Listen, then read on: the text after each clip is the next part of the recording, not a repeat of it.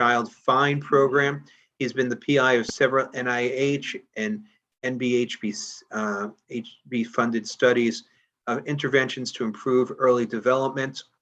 He's the head of the LEND program at SUNY, and he has many interests. And with that, I will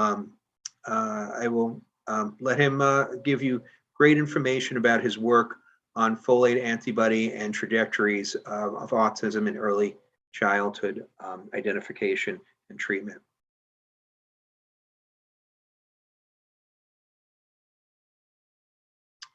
Do you have your PowerPoint? Yeah, great.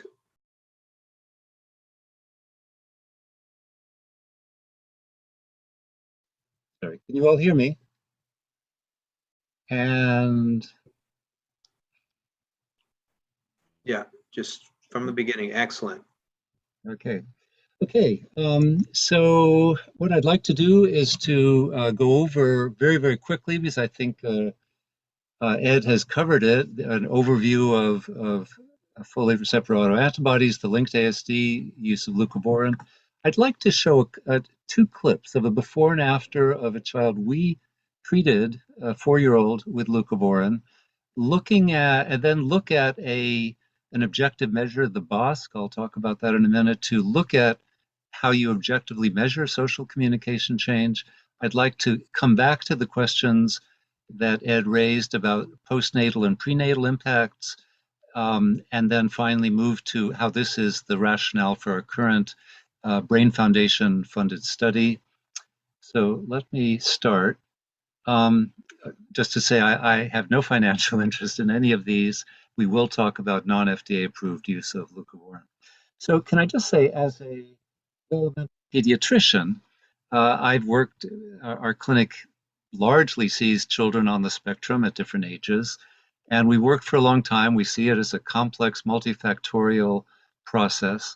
So when a colleague said, introduced me to some of this work, and Ed's work and Richard's, that, oh, autism, it's due to a lack of folate in the CNS, I must admit that my reaction was this. It sounded like something out of a tabloid. It sounded like, oh my goodness, autism cure found and it's a vitamin. And I was skeptical, to say the least. I've come around. If I could just go over, there's some very convincing evidence on this, that folate receptors disrupt the folate receptor alpha, that it results in CNS folate deficiency, the strong link to autism spectrum, that you certainly see a very, very high rate of, in children diagnosed with ASD, this would be comparing to folate receptor positive rates, maybe of 10 to 15% in the general population, depending on the study. But most strikingly, and this is especially work that Dr. Fry has done, that treating with leucovorin, bypassing the folate receptor blocking step and correcting central nervous system folate, really shows a clear clinical improvement, certainly in language, but also in social communication in preschool and school-age children. So let me start by seeing if I can get this to work. I'm going to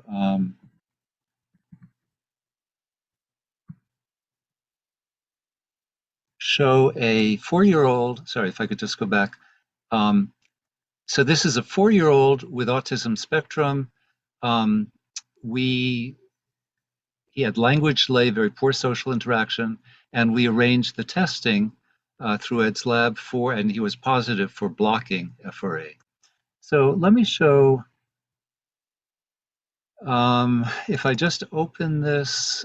And we have more race cars. Let's open this. Let's see what we can do with this. Can I just ask, are you all able to hear that? Was that okay? Was that working? Yes. Yes. Yep. Ooh, that's so cool. One for you. Look, and one for me. Should we race the cars? Let's see what this does. Put this down. Oh, good job. Can you turn this? You have to turn it. Can you turn it? Yes, good. What is that? What animal is that? That's a chicken?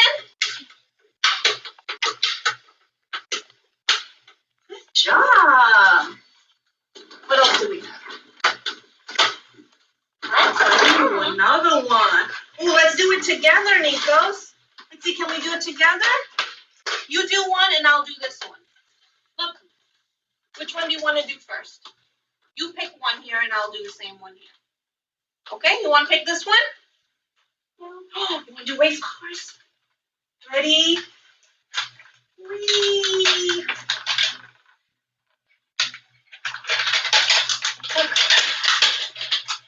Look at this.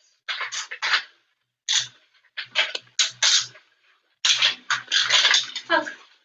Ready? Should make it go. Pull it back.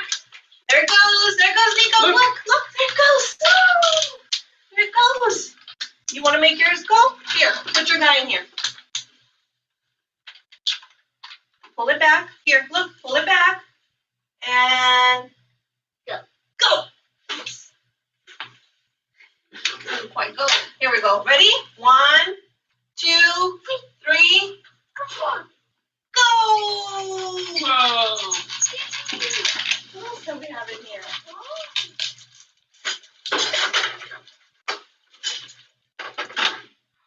is that? He loves music, so those triangles will probably be right up his alley. Oh, look! Dump truck. Did you want to put some blocks in it? Yeah, look. We put blocks in the dump truck. Oh, that's a dump truck. Let's put some blocks in it. Okay, I think you get a flavor.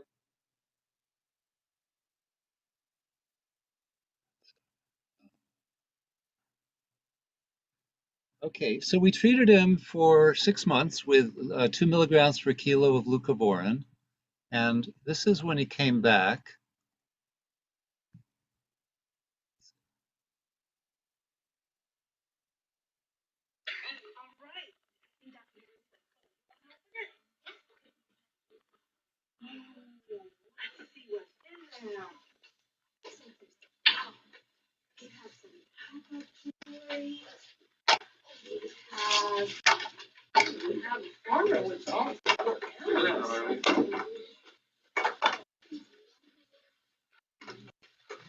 Okay, how do I do it, Nikos?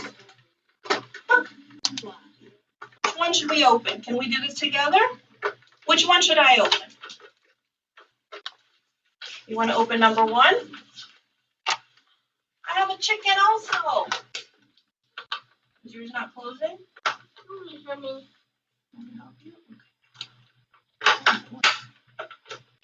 There we go.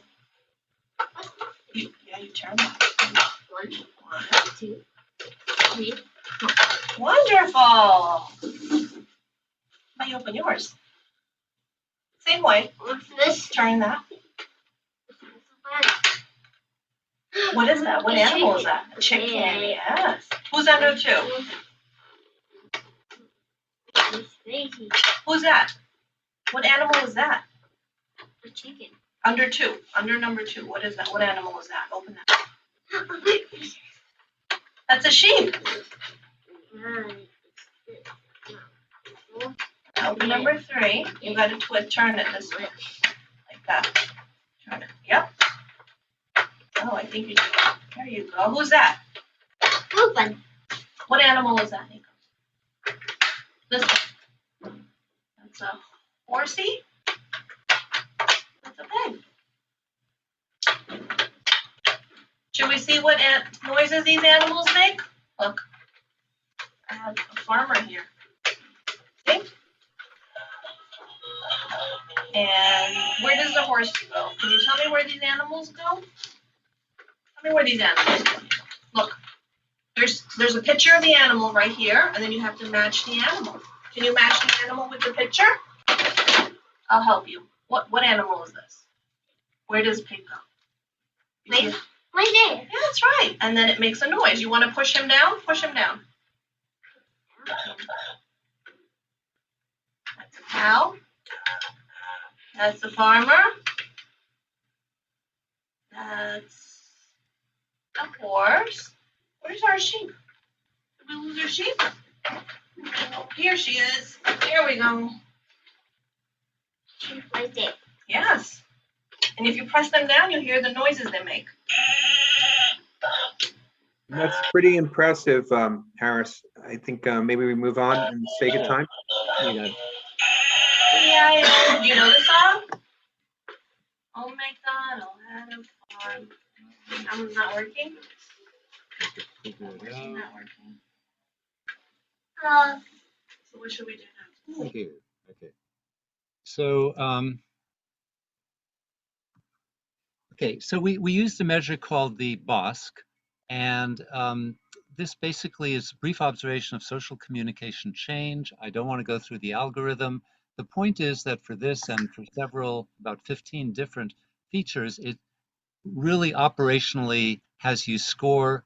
It's derived from the ADOS by the same authors, with a low score being a more typical child, a higher score being more autistic. So on eye contact, this child went from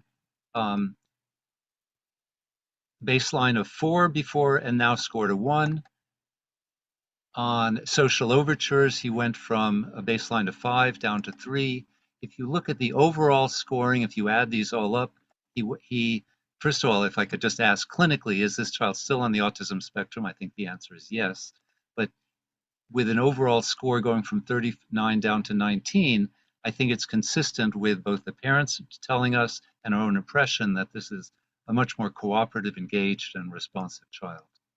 Okay, so this led to proposals that we could ameliorate ASD by early identifying and treating it.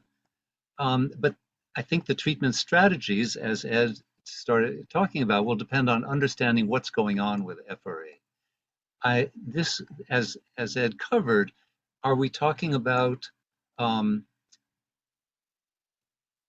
sort of postnatal exposure to milk, for example, triggering some degree of titer and leading to this, and then we would look in the pediatric period to identify and treat to reduce and autism. On the other hand, if we're talking about parents who are positive and this is being transmitted, and especially when the mother is positive, then you want to look at screening mother and father and looking at obstetric care. Why does it matter? This is a work from Dr. Raymakers. I think he presented last year. Basically, this is the CARS score, where anything over 30 would be meeting threshold and the higher, more autistic. Comparing blue baseline, he had a range of kids of different ages, but then treated them for 2 years, and this would be the score after 2 years of leucovorin treatment. And where K is the positivity of the child and the mother, P the father. So if you could just look at the difference when the child is positive, but both parents are negative, the baseline, first of all, across is somewhat lower. The improvement with leucovorin much more striking. At the other end, if the child is positive, both parents are positive, they're starting out at a much higher baseline, and in fact, the improvement is slight and not significant. So this matters. As Ed said, FRA positivity runs in families. That something like 60 to 70 in one of his studies of parents as well as non-affected siblings were also FRA positive, raising the question, why is it that if you're FRA positive, why do you sometimes get a picture of ASD in some individuals and not in others?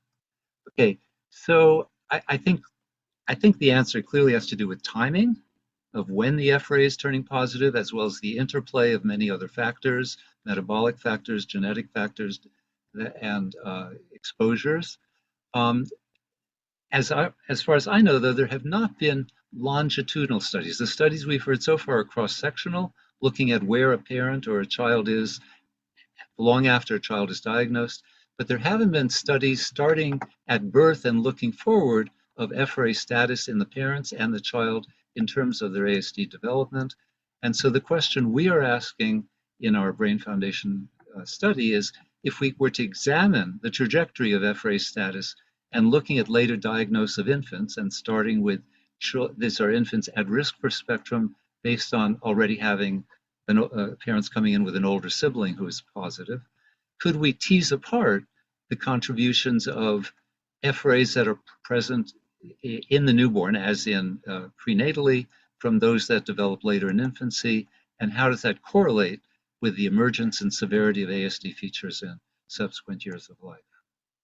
Okay, so the goals of our Brain Foundation and O'Sullivan Foundation grant study, first of all, to look at that, to look at the trajectory of FRA status in cord blood, and then at 6 and 12 months, and compare that to the clinical course. We will try very hard to go through the second year of life. It's a short, the grant period is short, but to look at when and how much do symptoms and a diagnosis of autism emerge. Secondarily, to look at brain function, to use FNIRS, functional near-infrared spectroscopy, which is a non-invasive neuroimaging, as well as what's more classically been used is eye tracking, as early biomarkers to look for, even in infancy, and there's studies on certainly in eye tracking and some in FNIRS suggesting even before autism emerges, you can see differences in brain function, response to social stimuli versus not. And if we can then see how they correlate with FRA status and eventually a later ASD diagnosis, the overall goal would be to pave the way for studies using leucovorin treatment and in infancy and eventually prenatally. So how we're doing this, that we'd like to enroll 30 to 35 pregnant mothers who have a previous child with autism spectrum, who are going to deliver at either downstate or some of our affiliated hospitals, to determine the status, FRA status in cord blood, we're figuring we're at each step going to get some loss to follow-up. Following this cohort through the first year of life to look at ultimate diagnosis with ASD, measuring FRA status at 6, 12, and 24 months, in addition to looking at a whole series of environmental factors, toxic exposures, as Dr. Fry talked about, and especially milk and bovine milk exposure. And then to look at their cognitive as well as social development at 6, 9, and 12. There are not a lot of measures in the first year of life. One is the communication symbolic behavior scales. The Mullen is used for cognitive and language. We would also use the FNIRS and eye tracking. And then the idea would be to continue them into the second year of life when you can start to use more classic gold standard measures such as the ADOS, the ADIR, the Autism Diagnostic Inventory, and continue with the. So in conclusion, if we could better understand the child's FRA trajectory, the ways it's influenced by the parents' FRA status, environmental factors, how these correlate with manifestations of ASD and brain function, could we then better design treatment and preventive interventions, including what kind of approach? Are we starting in infancy, or should we really need to start in prenatally, as Dr. Quadros? So getting back to is a vitamin going to cure autism? I think probably not. But is folate treatment, can it make a major difference in ameliorating and improving functioning in very large subsets of individuals with ASD? I think so. So thank you very much. Thanks so much for that great presentation, Dr. Huberman. We're supposed to have a break. We're supposed to have a 15-minute break, but I would propose that if you could take any questions in the Q&A, through typing in, and maybe we take a 10-minute break and come back at 11:05. Yes, that's. All right, that sounds great. Thank you, everybody.